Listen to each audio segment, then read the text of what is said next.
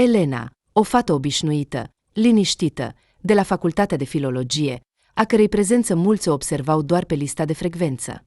Nu se poate spune că era complet neobservată, pur și simplu nu îi plăceau companțiile zgomotoase, încerca să nu iasă în evidență și căuta bucuria în lucruri mărunte. În liniștea bibliotecii universitare sau în plimbările de seară pe aleile campusului studențesc. În comparație cu colegele ei, părea puțin demodată. Rochii stricte, părul aranjat cu grijă, pantofi cu toc mic. Maxim era complet opus. Fiul unui om de afaceri influent, numele lui era cunoscut departe de universitate. Înalt, cu o constituție atletică, mereu îmbrăcat impecabil, putea să întoarcă privirile oricărei companii de fete. Părea că viața lui era o succesiune de victorii strălucitoare, iar el părea că a coborât din paginile unei reviste de modă.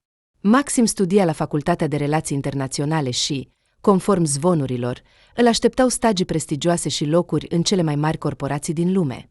Elena l-a observat pentru prima dată în timpul cursurilor de filosofie, la care studenții facultăților lor se intersectau uneori. El stătea în primele rânduri, sprijinindu-se de spătarul scaunului, de parcă tot ce se întâmpla nu-l privea. Profesorul vorbea despre întrebările eterne ale existenței, dar fata se prindea că atenția ei era îndreptată nu spre tablă, ci spre acest băiat.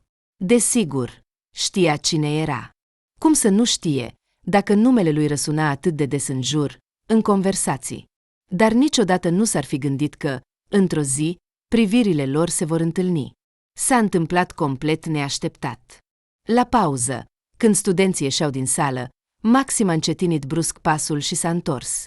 Ochii lui gri-albaștri s-au oprit asupra Elenei, care abia reușise să-și pună cartea în geantă.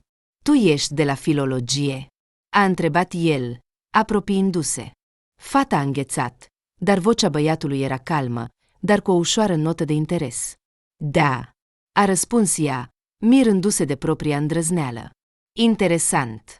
Ești atât de neobișnuită, a spus el, înclinând puțin capul. Studenta nu știa cum să reacționeze. Totul era atât de brusc, prea ciudat. Sunt complimente, a scos ea, încercând să-și ascundă emoția. Băiatul a zâmbit.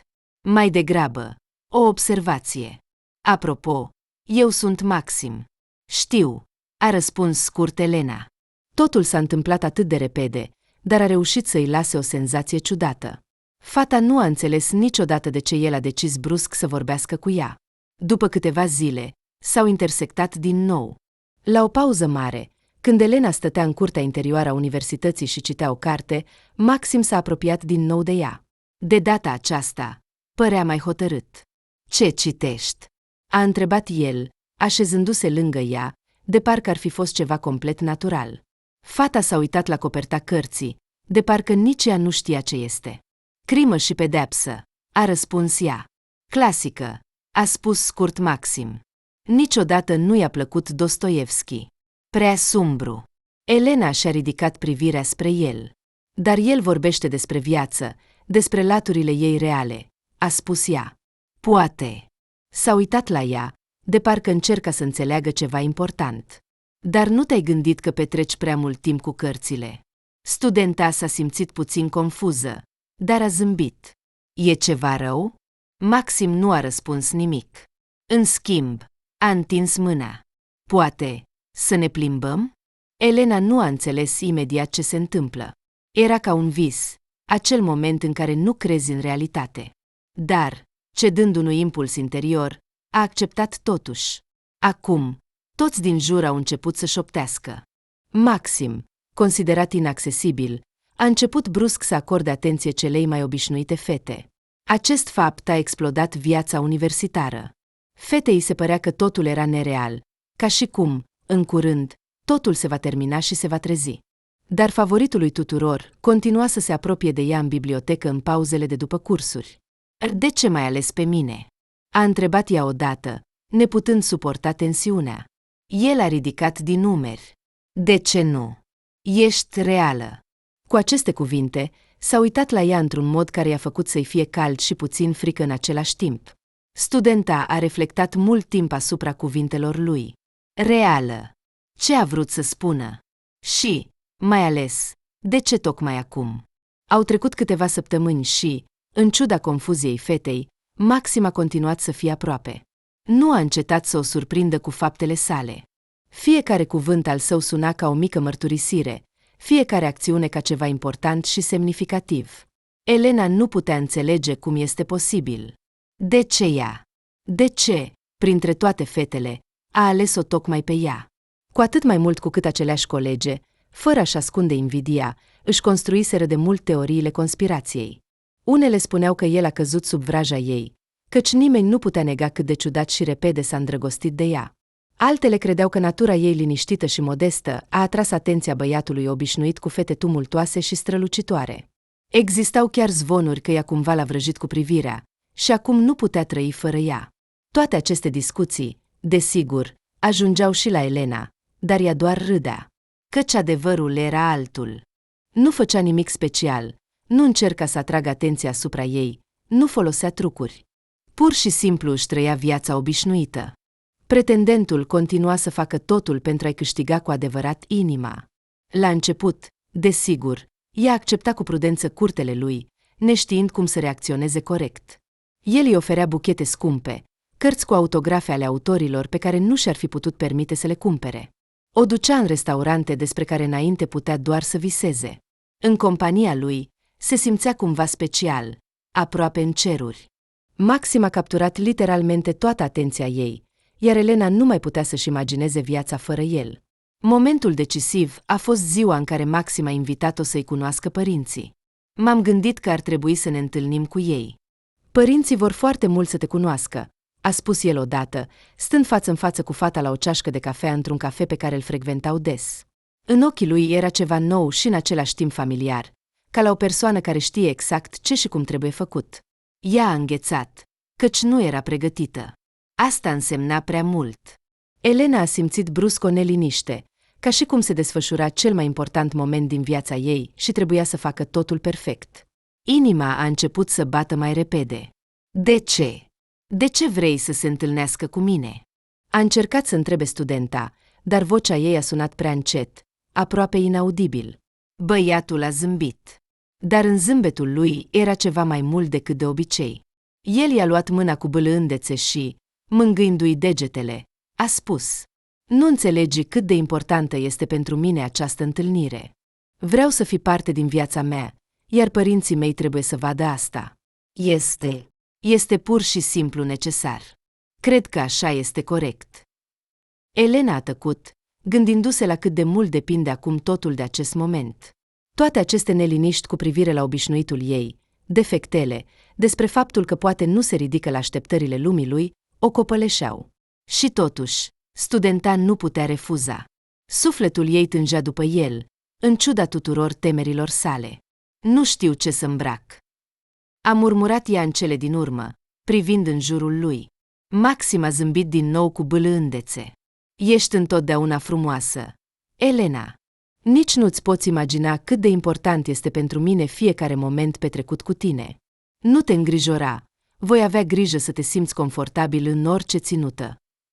Ziua întâlnirii se apropia, iar gândurile nu o părăseau. Fata stătea în fața oglinzii, gândindu-se la ce să se îmbrace. În garderoba ei nu era nimic care să corespundă standardelor înalte pe care și le imagina. Tot ce a ales părea nepotrivit. O rochie simplă pe care o purta la cursuri sau pantaloni stricți cu o cămașă, ceea ce era mai degrabă stilul ei obișnuit. În minte îi răsareau gânduri despre cât de mult diferă de toată acea lume strălucitoare în care trăia Maxim. Dar când a bătut la ușă și băiatul a apărut în casa ei, toate neliniștile au dispărut brusc. Era reținut și părea încrezător, îmbrăcat într-un costum, cu un zâmbet ușor pe buze. Ești pregătită? A întrebat Maxim, uitându-se la ea cu o căldură care a făcut-o să se simtă mai ușor. Fata a dat din cap și a pășit spre ieșire. Maxim a îmbrățișat-o pe umeri și au ieșit împreună în liniștea serii. Mâna lui era caldă și sigură, iar ea s-a simțit cumva mai liniștită. În prezența tânărului, a uitat de toate temerile și nesiguranțele sale. Totuși, nu putea scăpa de senzația că pătrundea într-o lume complet diferită. Și dacă înainte îi se părea că era doar o studentă liniștită, a cărei vise despre strălucire și lux se limitau la paginile revistelor, acum în fața ei era o realitate care aproape că o copăleșea cu strălucirea ei. Cu fiecare minut, îi devenea din ce în ce mai greu să-și păstreze impresia în sine. Drumul spre casa lui Maxim, pe care l-au parcurs cu o mașină luxoasă, i-a lăsat în minte senzația că părăsește viața ei obișnuită, ca și cum la fiecare cotitură, lumea ei anterioară dispărea. În mașină era atât de liniște, doar sunetul motorului întrerupea tăcerea. Băiatul îi conducea cu o ușurință de parcă aceasta era mediul său natural. Când au ajuns la conac, studenta a simțit cum îi se strânge pieptul. Nu era doar o clădire, era un adevărat palat. Pereții erau acoperiți cu viță de vie, coloane înalte susțineau arcada porții. Și când au intrat pe teritoriu, ochii ei s-au lărgit de uimire. Totul aici era ca în filmele despre viața frumoasă a aristocraților. Un parc imens, un iaz cu lebede, pe teritoriu se plimbau servitori elegant îmbrăcați. Maxim, observând privirea ei șocată, a spus cu un zâmbet ușor: "Nu te îngrijora, toate acestea sunt doar aparențe. Aici toți sunt la fel ca tine." Dar fata nu putea ascunde nervozitatea. Simțea cum inima îi bate puternic în piept. Nu era doar o casă, ci un loc unde visele despre lux și măreție deveneau realitate. Când au intrat înăuntru, servitorii i-au întâmpinat, deschizându-le ușile. Lumina moale a lumânărilor și a candelabrelor cu detalii aurii cădea pe picturi vechi, pe tavanele pictate și pe feronerie înalte. Semineul din centrul sălii ardea cu putere, iar lumina lui se reflecta în plăcile de marmură lustruite. De parcă ar fi pătruns într-o scenă dintr-un film vechi, unde aristocrații beau vin, discutând despre afaceri importante, iar totul din jur părea o lume ideală.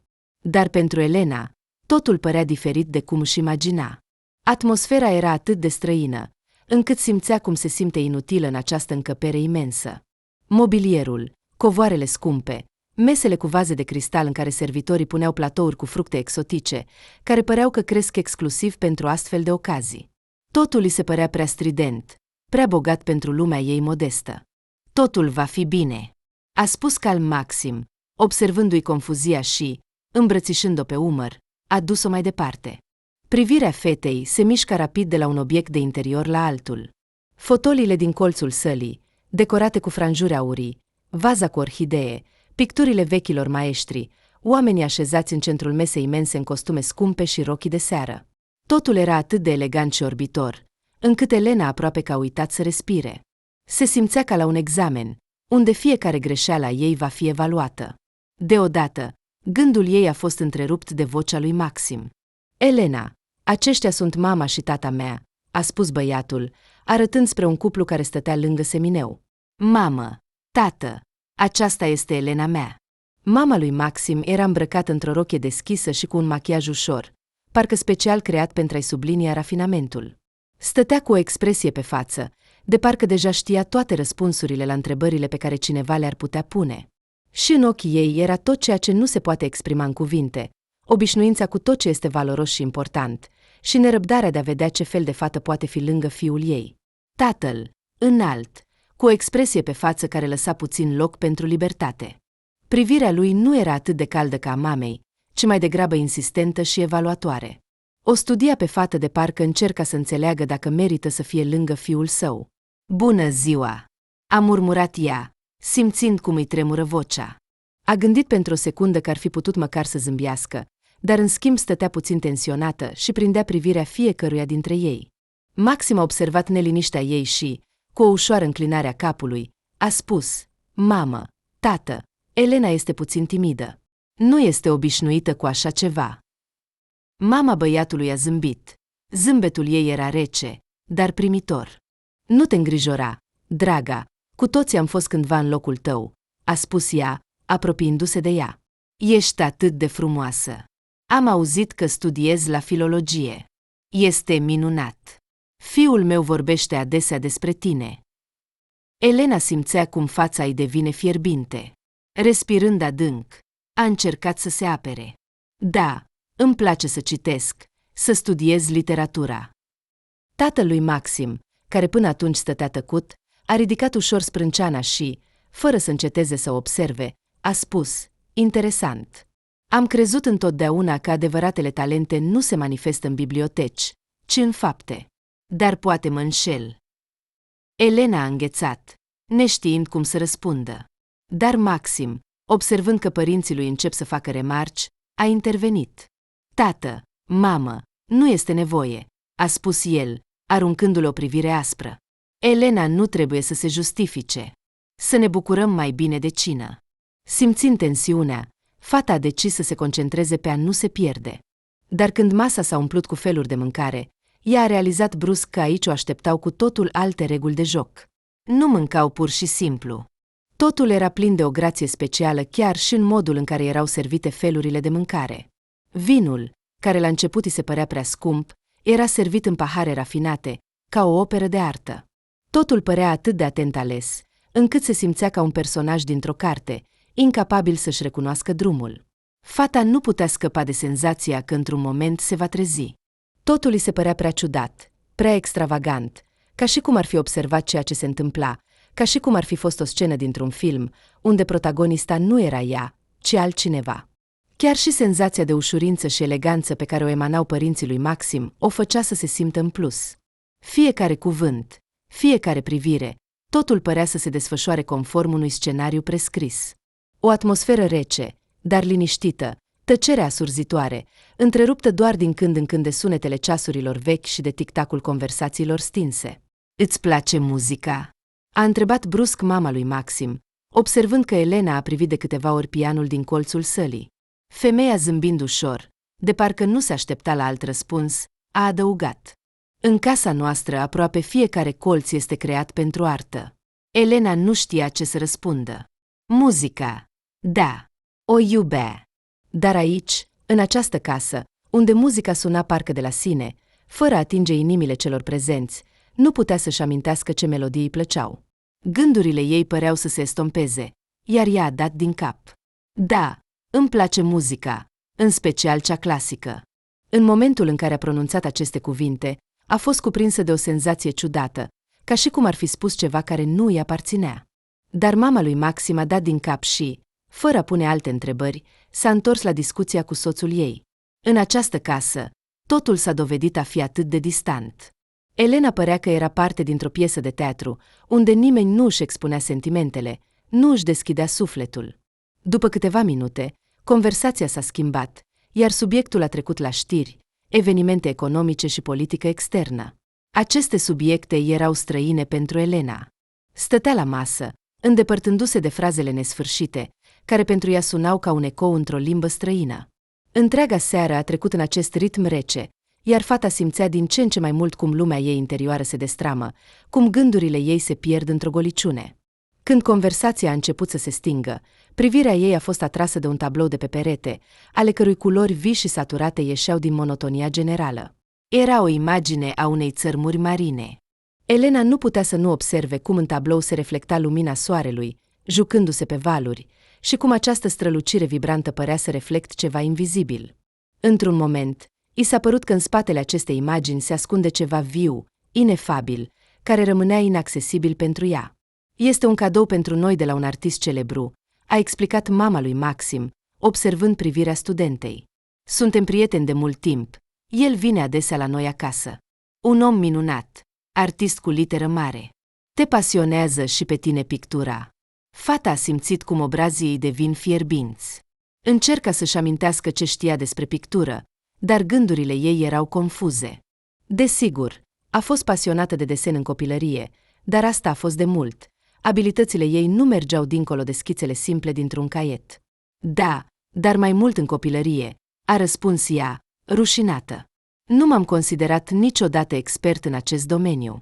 Nu contează, a spus femeia cu un zâmbet ușor. Cel mai important este să ai capacitatea de a observa. În această casă, vei învăța să privești lucrurile altfel. Toți privim în felul nostru. Sunt sigură că îți vei găsi calea. Cuvintele ei au sunat ca un fel de verdict, dar, în ciuda căldurii lor, Elena simțea cum, din aceste cuvinte, lumea ei devine și mai străină, ca și cum ar fi încetat să fie parte din ceva real, ca și cum propria ei viață s-ar fi transformat în ceva îndepărtat și lipsit de sens. Tânăra studentă stătea în colț, pierdută în gândurile ei, când conversația din jurul ei a trecut lin la discuția despre familie. Mama lui Maxim a continuat să poarte o conversație ușoară cu soțul și fiul ei în limba engleză. Se părea că ei credeau că fata nu va înțelege niciun cuvânt, dar s-a dovedit că ea stăpânea perfect limba engleză și înțelegea fiecare cuvânt spus. Vocea mamei era uniformă și reținută, dar de îndată ce a început să menționeze cheșire, Elena s-a tensionat involuntar. Acest cuvânt a sunat neașteptat, ca și cum nu ar fi trebuit să fie în această cameră, unde totul din jur era atent calculat și gândit. Fata a simțit imediat cum inima îi sare în gât. Senzația că aici ceva nu este în regulă s-a intensificat. Cheșire. Nu poate fi o coincidență, a gândit ea, încercând să se concentreze asupra conversației. Ah, da, a continuat mama lui Maxim, întorcându-se cu un zâmbet către soțul ei. Odată am fost în partea de șire, nu-i așa? Mă îndoiesc că Elena știe, dar rudele ei, ceva de genul veri sau verișoare, locuiesc acolo, nu-i așa, dragă? Elena și-a strâns urechile, încercând să creadă că toate aceste cuvinte ciudate pe care le-a auzit de curând sunt, de fapt, doar o neînțelegere. Poate că a auzit greșit? Poate că nu a înțeles complet despre ce vorbeau? În astfel de momente, există întotdeauna șansa să fi confundat ceva, dar totul din jur părea brusc greșit, distorsionat, ca și cum lumea însăși s-ar fi supus tensiunii care plutea în aer.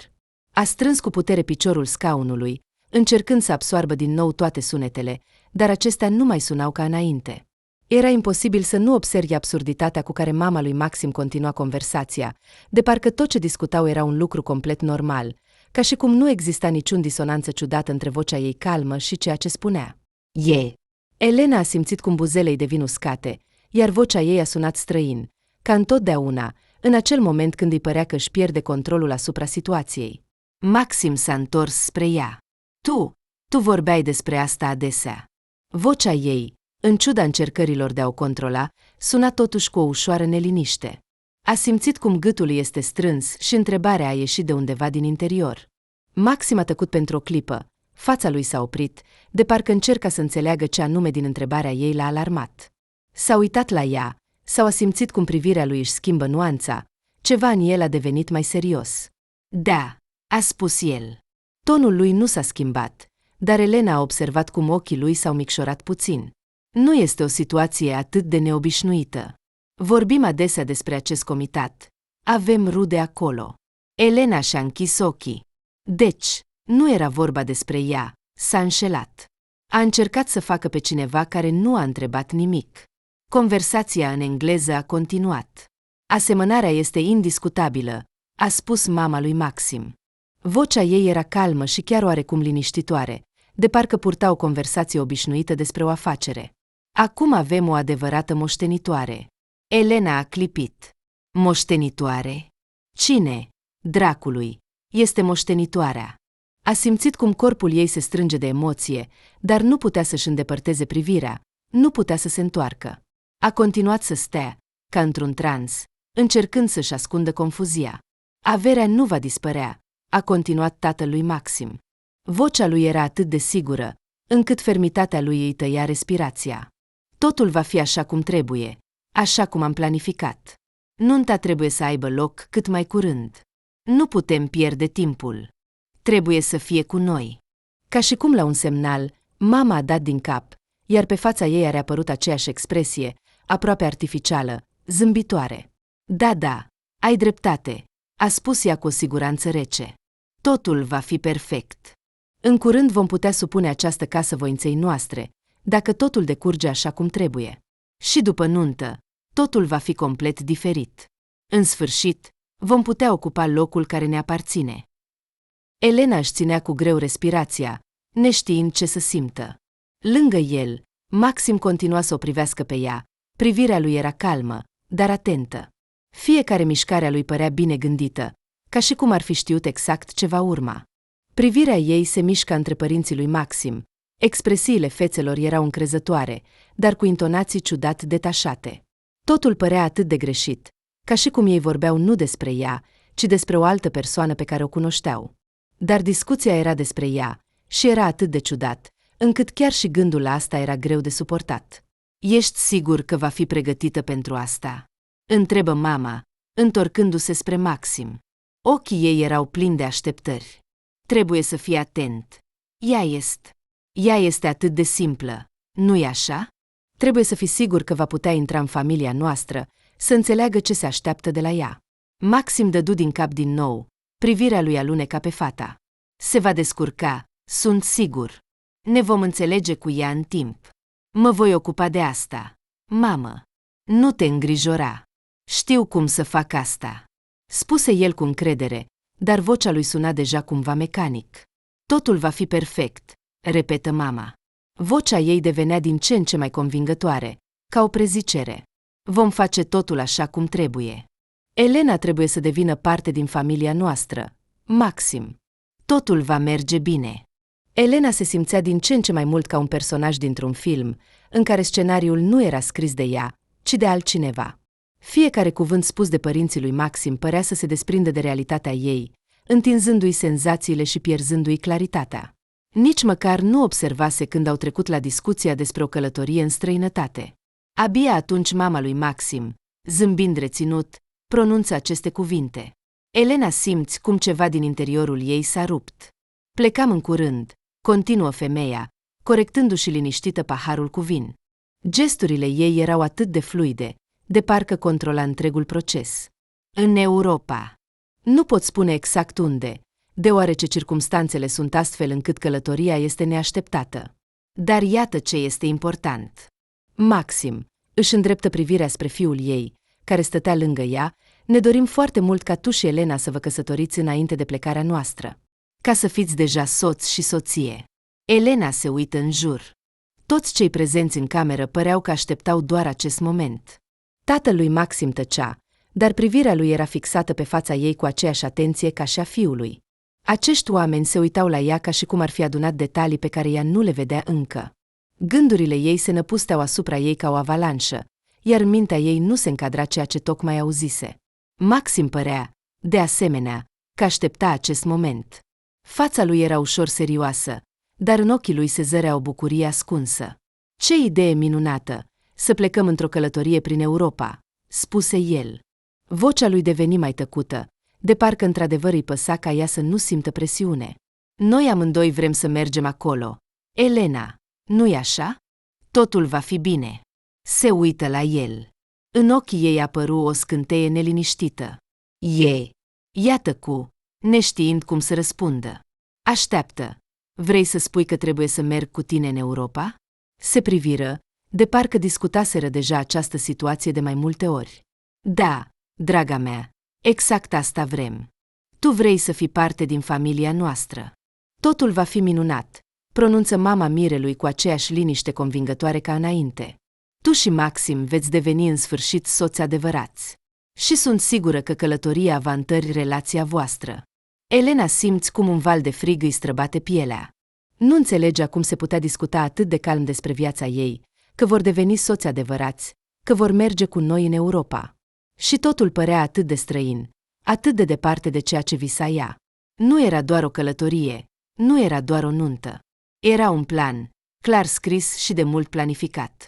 Mâinile ei tremurau ușor, dar se strânse rapid în pumni, încercând să-și ascundă nemulțumirea.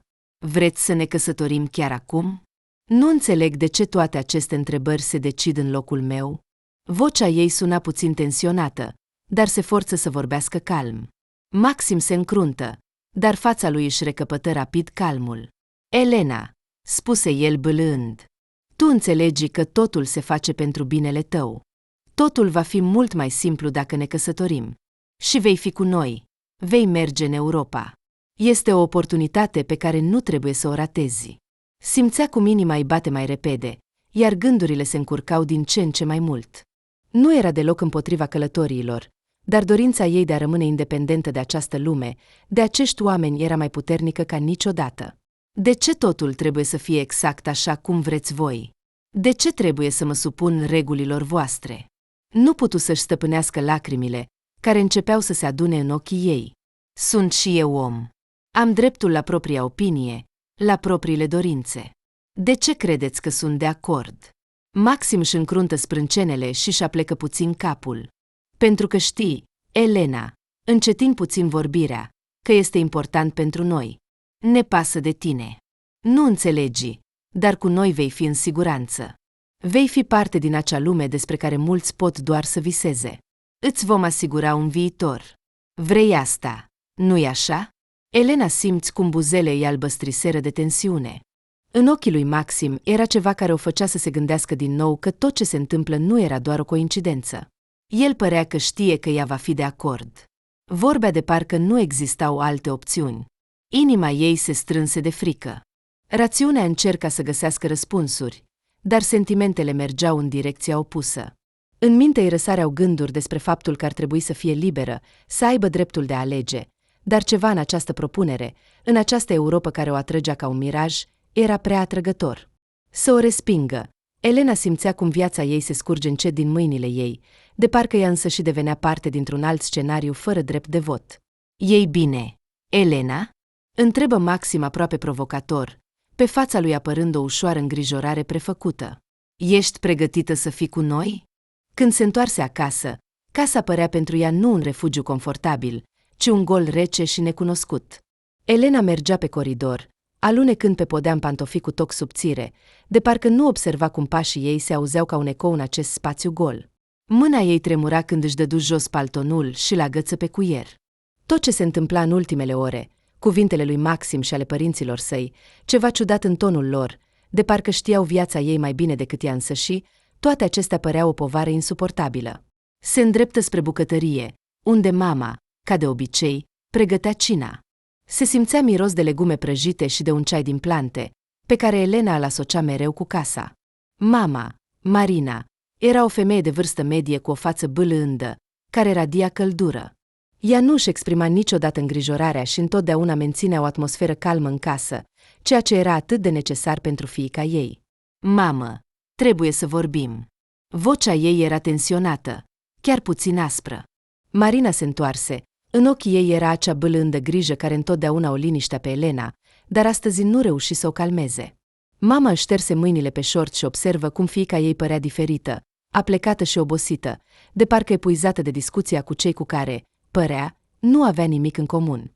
Desigur, draga mea. Ce s-a întâmplat? Arăți cam obosită. Așează-te, ceaiul va fi gata în curând. Elena se așeză la masă, observând cum mama toarnă ceai în ceașcă de porțelan, iar mâinile ei erau la fel de sigure ca întotdeauna. Dar fata simțea cum o povară crește în pieptul ei. Mamă! Vocea ei tremură, dar continuă, neputând tăcea. Trebuie să aflu ceva. De ce nu mi-ai spus niciodată nimic despre tatăl meu? De ce, când te întreb despre el, mereu eviți răspunsul? Ai spus mereu că a plecat, dar simt că ascunzi ceva mai mult. Mama se opri, de parcă aceste cuvinte nu aveau dreptul să răsune în această casă. Își așeză ceașca pe masă și se așeză în fața fiicei.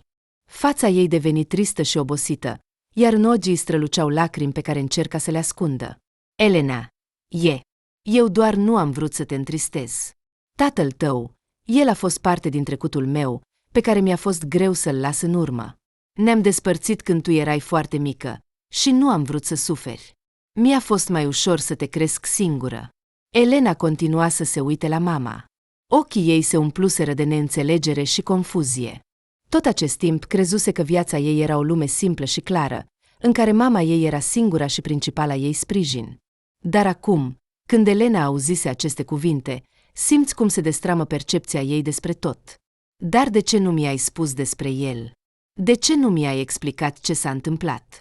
Nu înțeleg de ce ascunzi de mine această parte a vieții noastre. Marina făcu o respirație adâncă, mâinile ei tremurau ușor și luă din nou ceașca, ținând-o pentru o secundă la buze, ca și cum ar încerca să-și liniștească frica interioară. Nu putea găsi imediat cuvintele potrivite, tăcerea din cameră deveni apăsătoare, iar Elena înțelese că mama ascunde ceva important. Nu știam cum să-ți spun, în cele din urmă șopti ea. Trebuie să înțelegi că nu este atât de simplu. Elena nu mai putea tăcea. Vorbești de parcă despre un trecut întunecat. Și eu trebuie să înțeleg. Trebuie să aflu adevărul. Marina se ridică. Silueta ei părea să-și piardă obișnuita bâlândețe, iar Elena simți cum inima ei se strânge. Vrei să știi prea multe. Nu pot să-ți spun totul. Poate că, cândva, vei înțelege, dar acum nu este momentul. Fata era pe marginea prăpastiei. Ce mister se ascundea în spatele tatălui ei? De ce mama se teme atât de mult că va afla adevărul? De ce nu a avut curajul să-i spună? Răspunsurile la aceste întrebări nu-i dădeau pace. Întrebări care până acum nu o interesaseră pe Elena, brusc deveniseră vitale pentru ea. Mamă, te rog. Vocea ei deveni mai tăcută, dar avea aceeași nuanță insistentă. Trebuie să știu. Nu pot pur și simplu să uit că în trecutul meu există ceva important, pe care nu-l înțeleg. Nu pot. Nu pot să ignor asta.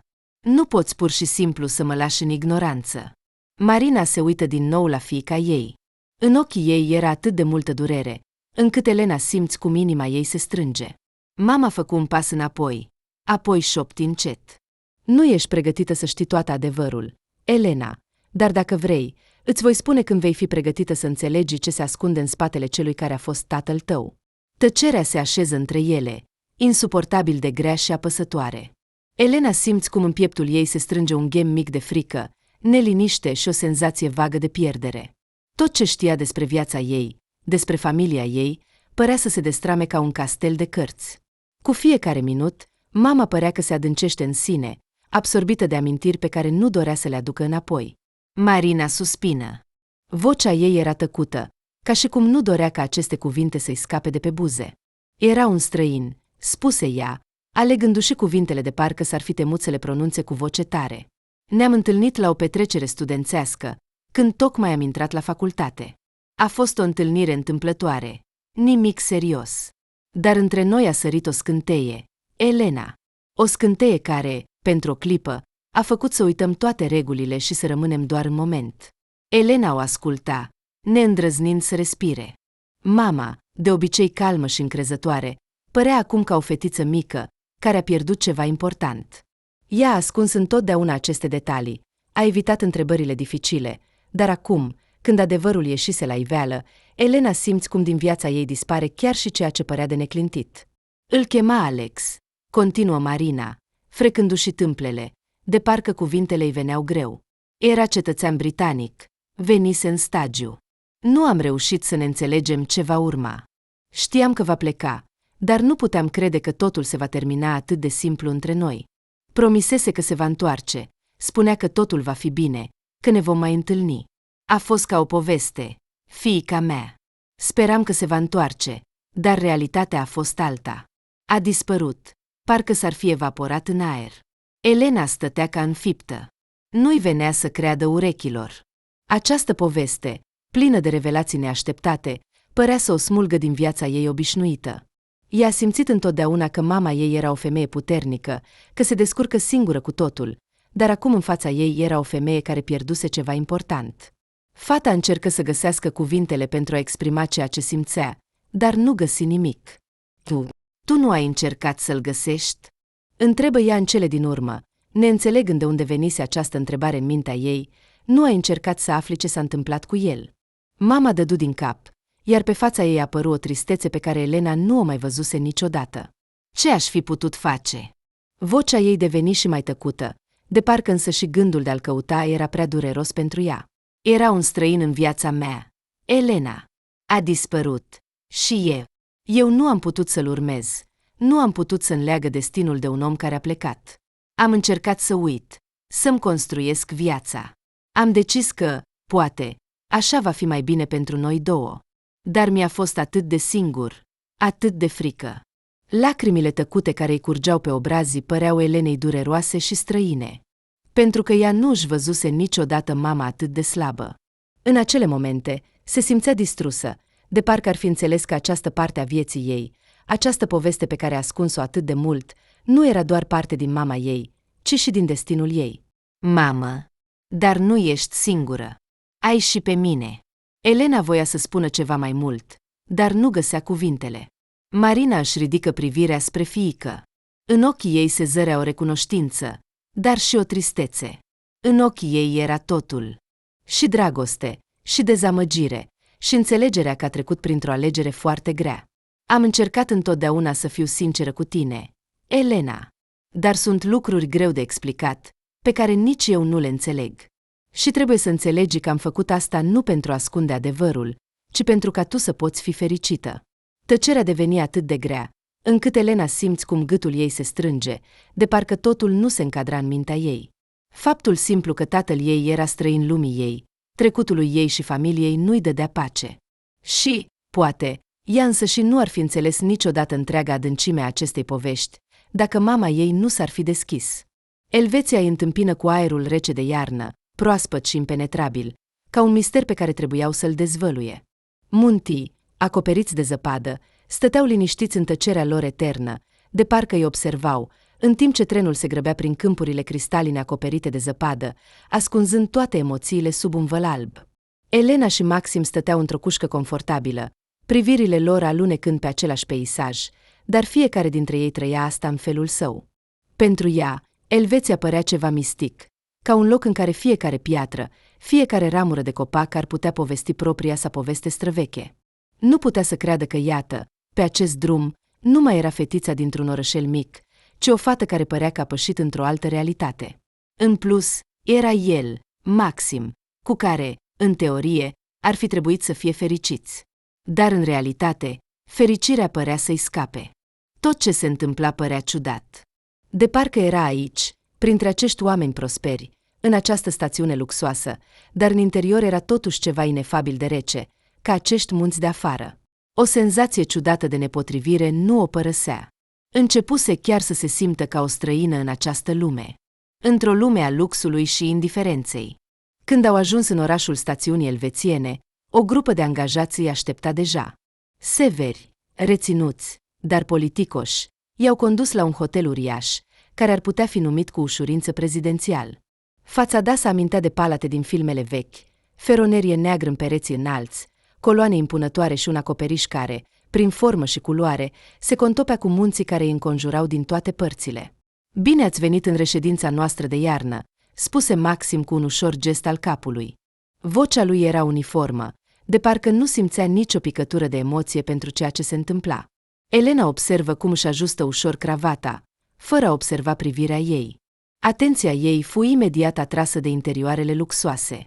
Holul cu candelabre impunătoare, mobilier din lemn închis și fotolii din catifea, pe care abia îndrăznea să se așeze.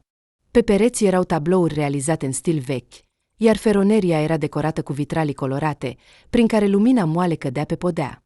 Maxim, observând privirea ei tăcută, zâmu ușor.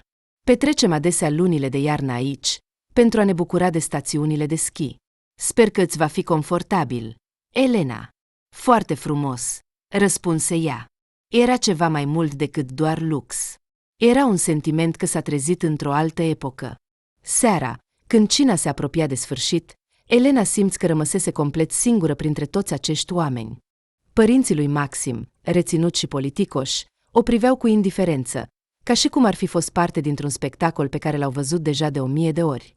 Vorbeau despre afaceri, despre călătorii, despre cât de bine este să petreci timpul în acest loc, dar Elena simți că nu o aud.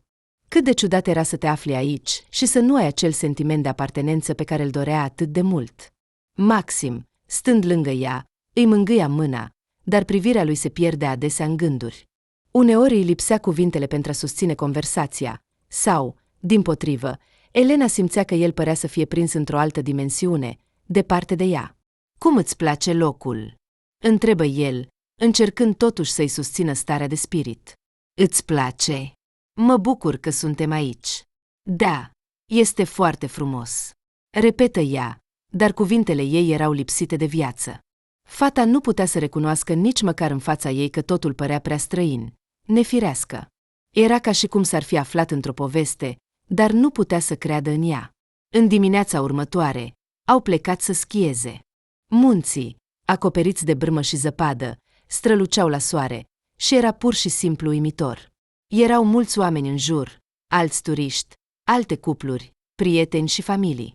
Și Elena realiză brusc că propria ei viață nu mai avea bucuriile simple de odinioară.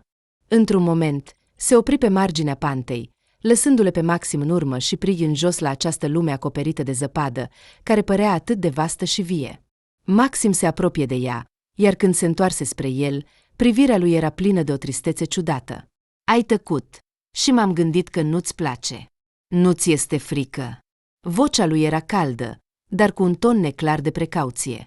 Elena zâmbie, dar în ochii ei era altceva, nu ceea ce se aștepta să vadă tânărul. Nu era frică.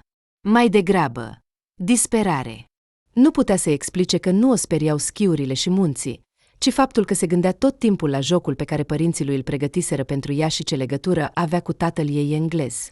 Nu, nu mi este frică, răspunse ea, făcând un pas înainte și alunecând pe panta acoperită de zăpadă. Uneori, pur și simplu vrei să pleci și să devii altcineva. Maxim încetin puțin pașii, neînțelegând ce se ascunde în spatele cuvintelor ei. Se uită la ea cu neîncredere, dar apoi se implică din nou în joc, de parcă nu observa tonurile grele pe care le auzise în vocea ei. Elena stătea pe terasă, privirea ei rătăcea pe dealurile acoperite de zăpadă, iar gândurile erau undeva departe.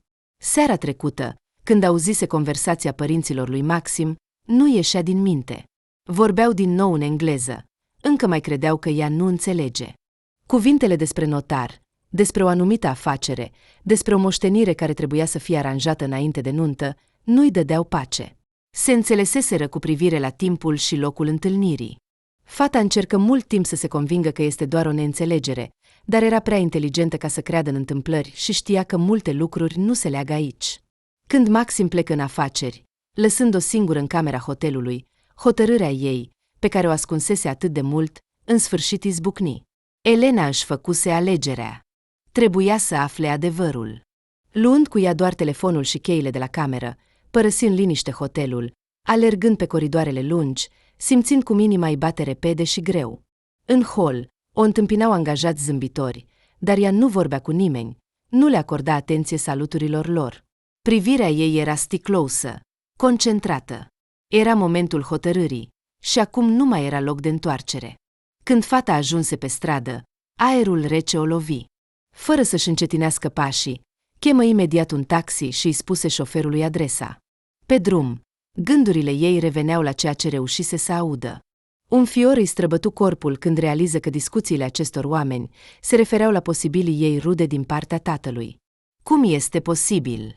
De ce sunt atât de siguri că nu este doar o fată obișnuită, ci o moștenitoare? Tot mai multe întrebări, și cu fiecare kilometru îi era din ce în ce mai frică. Taxiul se abătu pe una dintre acele străzi, unde în umbra unor stejari mari stăteau case vechi. Văzu un semn cunoscut cu inscripția notar. Era acea adresă. Elena opri taxiul la ușă, plăti șoferul, dar nu se grăbi să iasă. În mintea ei se învârteau fragmente de gânduri, scene din conversații, cuvinte pe care le auzise. Pentru o clipă, i se păru că întreaga lume părea să se construiască în jurul ei, dar nimeni nu explica de ce și pentru ce. Inima îi bătea tare când ieși din mașină și se apropie de clădire. Luminile din biroul notarului erau slabe, iar prin feronerie Elena nu putea observa ce se întâmplă în interior. Elena stătea în hol, ascultând cu atenție propunerile amabile ale angajaților notarului, dar gândurile ei în acel moment erau departe de o conversație politicosă. Ei vorbeau cu ea politicos, îi ofereau o ceașcă de cafea, întrebau ce are nevoie, dar fata aproape că nu auzea cuvintele lor. Ea răspundea cu fraze neclare, încercând să construiască o versiune plauibilă care să-i convingă să o lase în birou. Tot ce se întâmpla părea ca într-un vis. Mintea ei era concentrată doar pe un singur scop, să înțeleagă ce ascund acești oameni și de ce încercau atât de insistent să-i găsească familia. Când secretara a sugerat din nou să aștepte, fata a simțit cum presiunea asupra ei a crescut. În acel moment, ușa biroului s-a deschis, iar femeia care o însoțea a făcut câțiva pași, îndreptându-se în direcția opusă, spre telefon. Elena a evaluat instantaneu situația. Degetele ei tremurau ușor, dar înțelegea că nu avea timp de pierdut. Fără să se uite la angajați, a trecut încet, cât mai neobservată, pe coridor, furșându-se de-a lungul pereților și, ajungând la ușa biroului notarului, a alunecat în interior. La început, a rămas nemișcată, ascultând. În birou era liniște, doar un ușor zumzet al aerului condiționat întrerupea această liniște. Elena s-a oprit, examinând încăperea. La masa înaltă erau scaune masive și întunecate, pe rafturi erau cărți și documente vechi. Pe unul dintre suporturi se vedeau fotografii alb-negru. Totul părea îndepărtat și misterios. Elena a înghițit nervos, dar știa că trebuie să meargă mai departe. A observat un dulap mic, a cărui ușă abia se putea observa. Elena s-a apropiat repede de el, privindu-le ca pe o opțiune ideală. Dulapul era adânc și întunecat. Avea suficient loc pentru a se ascunde. În momentul în care secretara s-a întors, fata a intrat în dulap și a închis ușa în urma ei. S-a strâns, ținându-și respirația, încercând să nu se miște, pentru a nu atrage atenția. Dulapul era mic, dar întunecat, și dacă ar fi fost observată, misterul pe care dorea să-l dezvăluie ar fi rămas nerezolvat. Secretara a trecut pe lângă, fără să observe nimic. Elena a respirat din nou, simțind cum sudoarea rece îi apare pe frunte. Nu putea să creadă că a ajuns în această situație. Timpul trecea încet, iar fiecare sunet din coridor părea asurzitor. Fata se uita cu atenție la ușa dulapului, sperând că prezența ei nu va fi observată. Chiar și în ciuda acestei tensiuni, mintea ei a început să funcționeze mai repede. Secretara tocmai plecase, ceea ce însemna că notarul va avea curând o întâlnire. A continuat să stea în dulap, strângându-și involuntar mâinile în pumni, când din spatele ușii s-au auzit pași și voci amortizate. În cameră era liniște, dar fiecare șoaptă, fiecare cuvânt care ajungea la urechile ei provoca o neliniște tot mai mare în pieptul ei. Aproape că simțea fizic cum inima ei bătea din ce în ce mai repede cu fiecare moment. Elena a putut auzi foșnetul hârtiei, apoi un ușor zgomot. Se părea că cineva semna ceva. Ochii ei erau lipiți de crăpătura dulapului, prin care putea vedea doar colțul mesei. Discuția care a început dincolo de perete i-a captat imediat atenția. Vocile erau reținute, calme, dar Elena le-a recunoscut imediat. Erau viitorii ei rude, părinții lui Maxim. Este ea cu adevărat fiica lui Alex? A fost notarul, tonul său era calm, aproape indiferent, dar, auzindu-i vocea, Elena a simțit cum tensiunea crește în interior. Da, a răspuns o altă voce cu o intonație mai fermă și, judecând după documente, poate revendica moștenirea. Desigur, trebuie să confirmăm totul din punct de vedere juridic, dar, din câte înțeleg, rudele ei știu despre toată această situație. Bărbatul părea că nota ceva pe hârtie. Elena abia își mai ținea respirația. Degetele ei s-au strâns instinctiv în pumni. Aceasta era informația pe care nu se aștepta să o audă și, fără îndoială, nu era pregătită pentru faptul că, atât de brusc și neașteptat, va deveni partea unei afaceri complicate de moștenire. Vocea notarului continua să răsune, iar Elena a început să asculte, ca și cum ar fi încercat să prindă fiecare accent al său. Alex a murit foarte recent, iar acum totul. A tăcut o secundă, ca și cum ar fi căutat cuvintele. Trebuie să treacă la cei mai apropiați rude. Cei mai apropiați rude? Cum era asta legat de ea? Elena a început să proceseze informația, dar totul se amesteca în mintea ei, încât nimic nu se încadra în limitele realității obișnuite. Cum a ajuns ea în această ecuație? Oare mama ei vorbea despre acest Alex? Apoi s-a auzit vocea viitorului ei socru. Era calmă, dar în ea se simțea o amenințare. Spunea că el și soția sa nu își pot permite ca această moștenire să meargă în direcții necunoscute. Cuvintele lui aveau un caracter clar, pe care ea l-a perceput ca fiind intenționat calm, dar în ele se ascundea o anumită prudență. Elena a realizat cu uimire că, de fapt, vorbeau despre rolul ei viitor în acest joc. Este ea 100%, a spus el. Am verificat toate documentele. Totul se potrivește. Dacă reușim să o facem moștenitoare cu drepturi depline. Dar trebuie să facem asta cât mai repede, înainte să apară alți pretendenți. Momentul în care Elena a înțeles că viața ei nu va mai fi niciodată la fel a venit aproape instantaneu. A simțit cum maxilarul ei se strânge. Oare chiar era atât de simplu? Ca printr-o baghetă magică, ea ar deveni moștenitoarea unei întregi averi, iar viața ei s-ar schimba pentru totdeauna. Nu sunt sigură că înțelege întreaga situație, a observat mama lui Maxim, iar fata s-a oprit. Oare ei știu că a auzit conversația lor? Sau poate că nu le pasă deloc? Era doar o piesă în jocul lor. Între timp, viitorul socru continua. Această nuntă trebuie să aibă loc înainte de a intra în moștenire. Nu se poate amâna. Dacă ne vor întrece, totul este pierdut. Elena abia se mai putea stăpâni să nu iasă din dulap și să oprească întreaga discuție. Nervozitatea ei creștea cu fiecare cuvânt care suna ca o revelație. Deodată, totul a devenit atât de clar încât a șocat-o. Totul părea a fi un film, un joc complicat în care ea era doar o statistică. Un rol pe care nu l-a cerut, dar care totuși i-a fost dat. Între timp, discuția continua. Dar Elena nu mai putea asculta. Într-un moment, A simțit cum încrederea ei crește, ca o pasăre. Ajungând în centrul acestei afaceri, a realizat că știe exact ce trebuie să facă. Elena stătea la fereastră, privindu-se în grădină, unde oameni necunoscuți se mișcau cu precauție, evaluând fiecare pas. Această vilă, care în ultimele zile devenise aproape ca o a doua casă pentru ea, acum îi părea o cușcă. Era în această cușcă, fără să știe cum să iasă. În minte îi treceau gânduri despre ce ar trebui să facă pentru a nu deveni o piesă în jocul altora. Dar, oricât de mult încerca să adune totul la oaltă, încercând să recâștige controlul, ceea ce auzise o lăsase fără cuvinte. Pentru că, așa cum s-a dovedit, nu era deloc întâmplător că se afla în centrul acestui joc. Viitorii ei rude, în conversația cu notarul, au povestit totul în detaliu.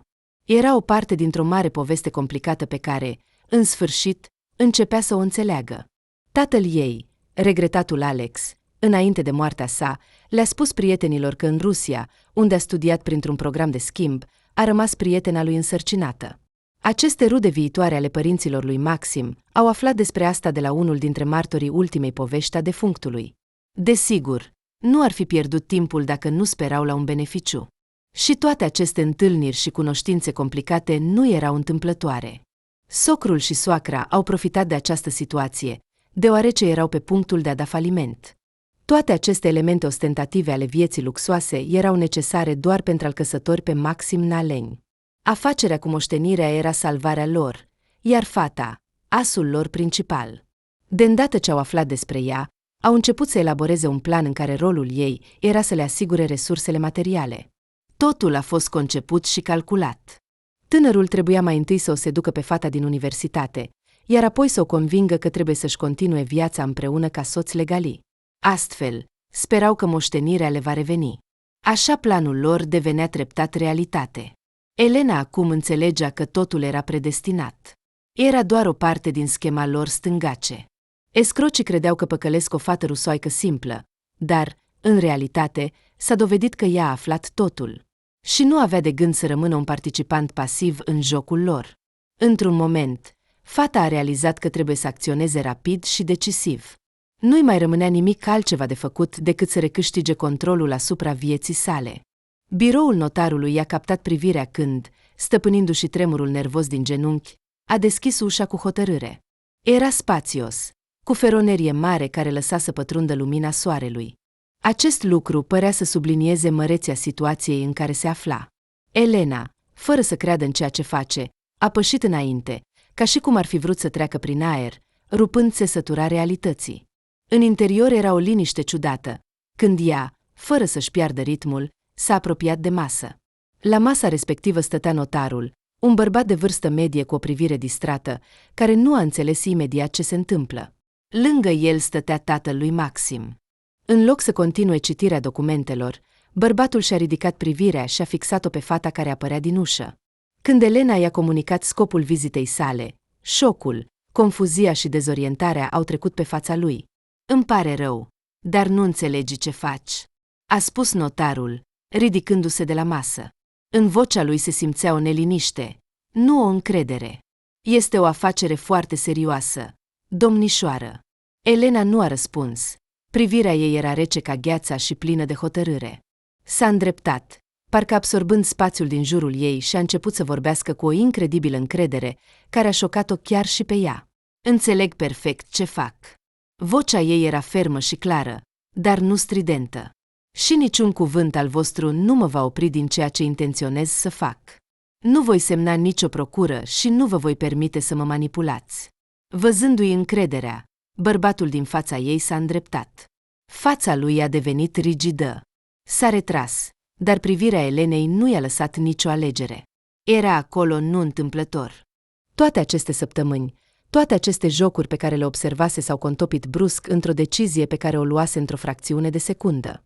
Nu oricine ar fi avut curajul să facă un astfel de gest, dar Elena a știut întotdeauna că mama ei nu a făcut nimic pentru ea, în afară de a-i oferi o șansă de a supraviețui, și acum era pregătită să o folosească. "Se pare că m-ai subestimat," a continuat ea, fără să facă o pauză. "Mama mea nu mi-a dat multe, dar m-a învățat un lucru. Dacă ceva este cu adevărat al tău, trebuie să-l iei. Niciunul dintre trucurile tale nu vă va permite să mă faceți parte din planul vostru. Nu sunt cea care stă în calea căsătoriei voastre profitabile. Eu sunt cea care își controlează viitorul. Nimeni nu se aștepta la o astfel de întorsătură. Tatăl lui Maxim, se pare, a pierdut literalmente terenul de sub picioare. Nu știa ce să spună, pentru că în tot timpul cunoașterilor nu a văzut-o pe Elena atât de hotărâtă, atât de plină de control. El, desigur, spera totuși la victoria sa, la jocul său final, dar cuvintele ei l-au lăsat fără replică.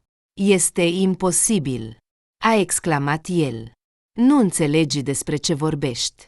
Această moștenire ne revine nouă. Oare vrei să ne lași fără nimic? Elena, ignorând emoțiile lui, l-a privit în ochi, fără să clipească. Simțea cum lumea ei interioară se întărește cu fiecare moment. Nu am de gând să permit cuiva să decidă în locul meu. A făcut o pauză, lăsând ecoul cuvintelor lui să se spargă în gol.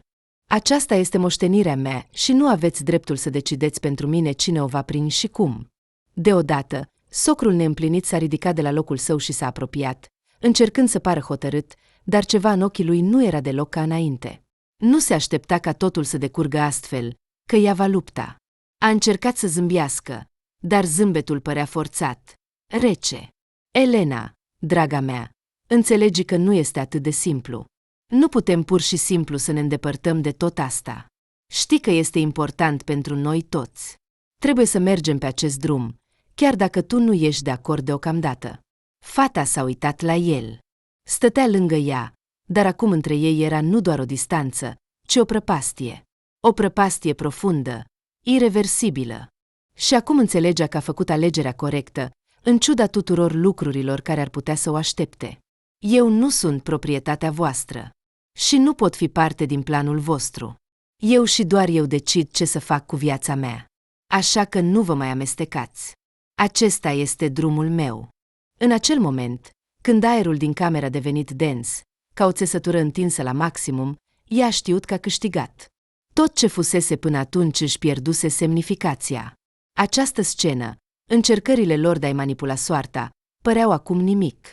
Nu mai era acea persoană care putea fi ușor păcălită. Mergea înainte, fără să se uite înapoi. Și exact acest moment a devenit pentru ea un punct de cotitură. Acum Elena știa că nu luptă doar pentru drepturile ei, ci pentru libertatea ei. Când notarul a înțeles în sfârșit că încercările sale de a duce afacerea în direcția dorită sunt inutile și că fata nu cedează, a suspinat și a închis ochii pentru o clipă. Fața lui a căpătat o expresie disperată. În acel moment, Elena a simțit cum sub unghii a crăpat hârtia. Decizia pe care o lua era definitivă.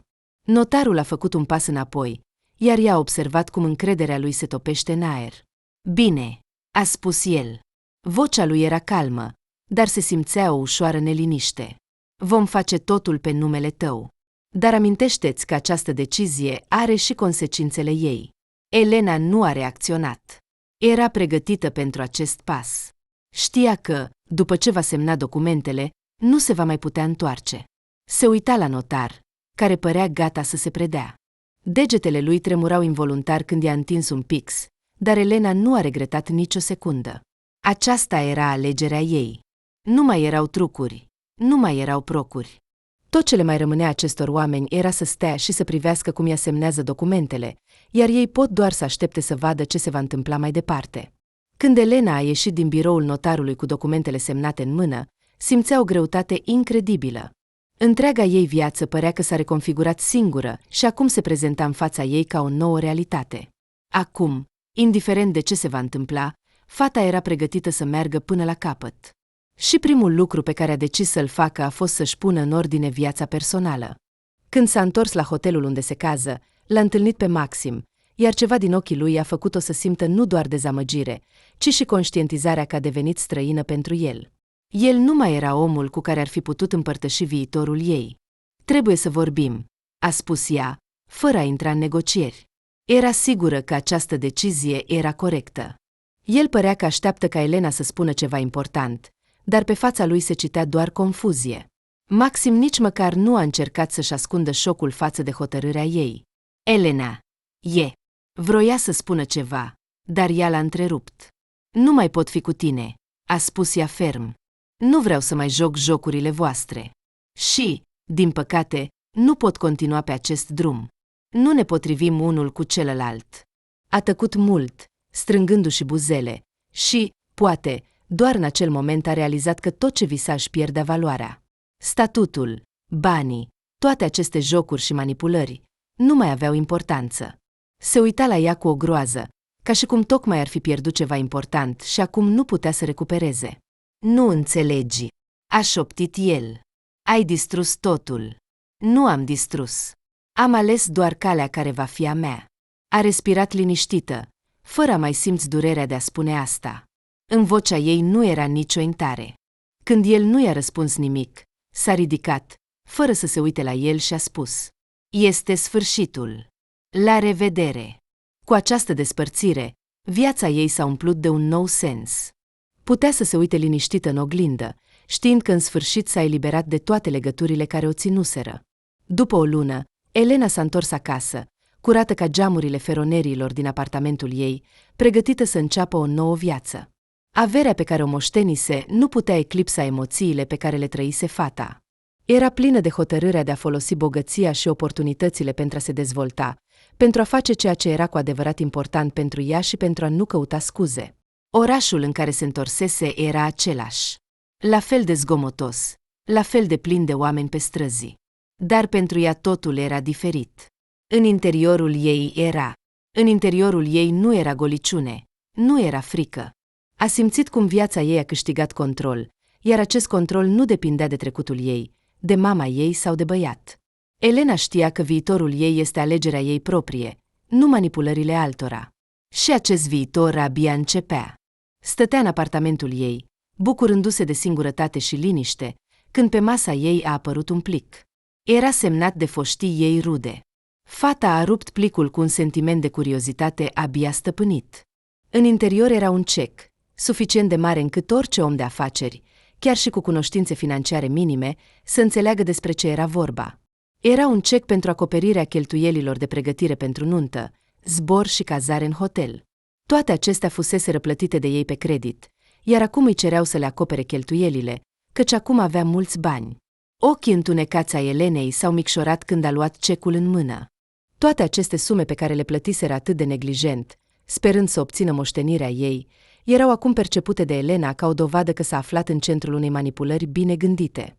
Nunta trebuie să fie grandioasă și va fi benefică pentru fiul nostru. În mintea ei a răsunat vocea mamei lui Maxim, când discutau despre planurile viitoare. S-a lăsat pe spătarul scaunului, simțind cum o valvă de dispreț pentru acești oameni o cuprinde.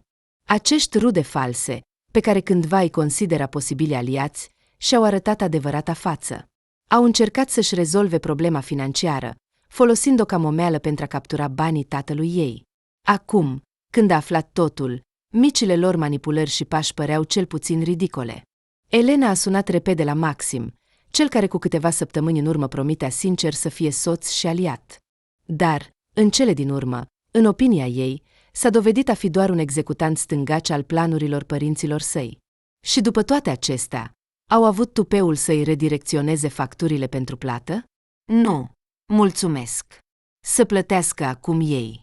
Fostul nu a răspuns mult timp. Când, în cele din urmă, a fost ridicată receptorul, de cealaltă parte s-a auzit vocea lui, obosită, dar totuși încercând să păstreze un oarecare respect. Elena, salut! A sunat prietenos, dar Elena nu a auzit nimic care să o inducă în eroare. Salut! Știi că am descoperit o factură pentru plata călătoriei în Elveția în plicul trimis de părinții tăi?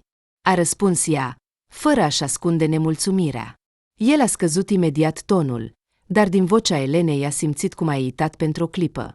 Factura? Ei bine, acestea sunt toate cheltuielile pentru nunta viitoare, zbor, hotel. Așa cum ne-am înțeles. Tu. Așa că. Eu nu am fost de acord cu asta. Eu nu am fost de acord cu asta, a întrerupt-o Elena. Tot ce ați făcut a fost manipulările voastre. Și acum nu trebuie să încercați să-mi puneți datoriile voastre. Maxim nu a răspuns imediat, iar tonul lui a avut un nou ton, ceva între confuzie și dezorientare. Se pare că nu se aștepta ca fata, care ieri nu putea să se apere, astăzi să vorbească atât de încrezător cu un bărbat. Elena, Nu înțelegi. Am făcut totul pentru binele tău. Vocea lui suna acum ca și cum băiatul se justifica. Pentru binele meu? Elena aproape că a râs de uimire. Pentru a semna documentele și a mi da moștenirea? Acesta este binele vostru. Ați încercat să mă manipulați de la început. Dacă nu aș fi descoperit totul singură, nu mi-ați fi dat niciun ban, iar tu vorbești despre bine. El a tăcut, iar tăcerea era pentru ea mult mai convingătoare decât orice cuvânt. Elena știa că acum le rămânea doar un singur lucru, să accepte decizia ei. Așa că, a spus ea, tu și familia ta nu veți primi niciun ban. Toate cheltuielile pe care le-ați făcut pe credit, sperând la mine, le veți plăti singuri, așa cum am spus deja.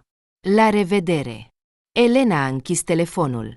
În ochii ei era ceva ferm, ca o piatră care nu se lasă manipulată. Tocmai își recâștigase libertatea și demnitatea. Acum nu depindea de nimeni. Și chiar dacă ar fi trebuit să o ia de la capăt, știa că nu va mai permite nimănui să o controleze. În acel moment, simțind o ușurare incredibilă, a pus factura în sertarul biroului. Nu mai avea nevoie de bani, dar nici nu avea de gând să-i împartă oricărui escroc. Elena știa că în lume există lucruri mai importante decât bunurile materiale, demnitatea, libertatea de alegere și încrederea în sine. Toate acestea erau acum ale ei. Puțin mai târziu, fata a ieșit pe balcon, observând cum soarele de seară colorează cerul într-o nuanță caldă de portocalie. Viața continuă. Și acum era pregătită să o construiască din nou, în termenii ei.